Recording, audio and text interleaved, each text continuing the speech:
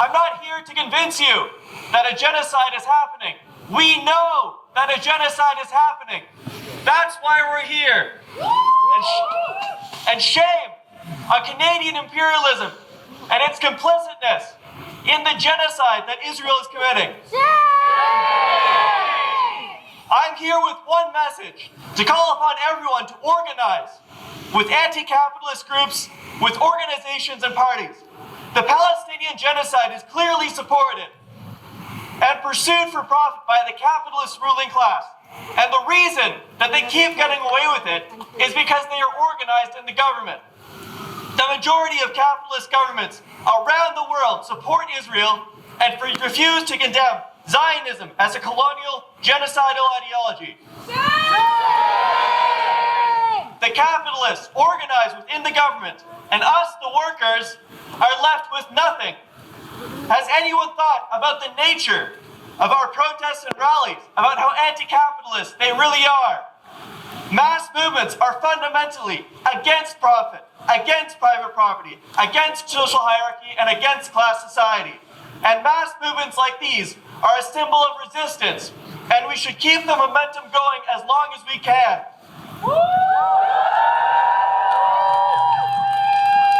I keep hearing everyone talk about the system being corrupt, the system being profit-based, the system not truly being representative. If that is the case, why are we still asking, begging the ruling class, begging this very system that is carrying out the genocide? Why are we just begging them, pleading for the genocide to stop? If we all hate this system, why are we still relying on it? Why are we not working outside of the system? Why are we not organizing to overthrow it through revolutionary struggle?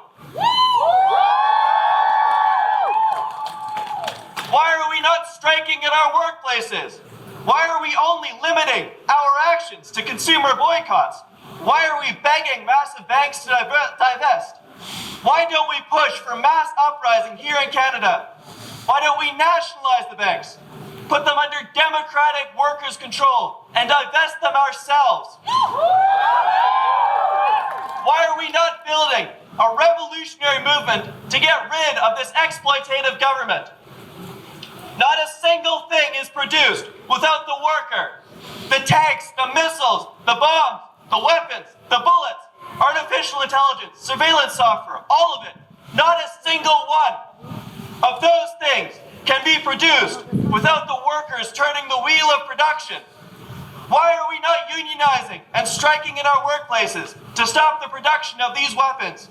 Why are we not taking control of the banks by our own hands and redirecting investments away from war industries?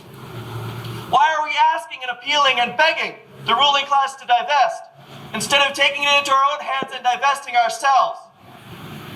I'm here to bring attention to the need to organize outside of the system.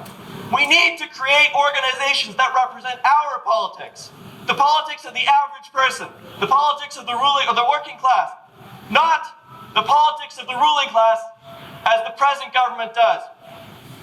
We should organize and unite outside the system, away from government, and away from private business, and away from oppressive politics and ideologies.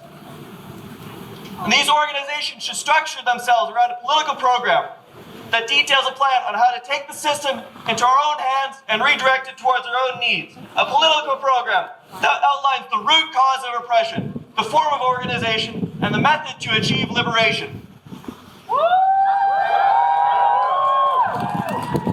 What is democracy but giving all members of society a chance at being political? Canada calls itself a democracy, but what are we doing right now? We are taking a political stance. And yet, we are consistently censored.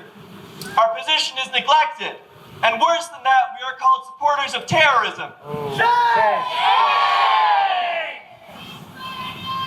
Ceasefire now! Ceasefire now! Ceasefire now! Ceasefire now! Ceasefire now! Ceasefire now! Ceasefire now! Ceasefire now! I personally am organized with Fightback, which is a grassroots Canadian organization with Marxism as its political program.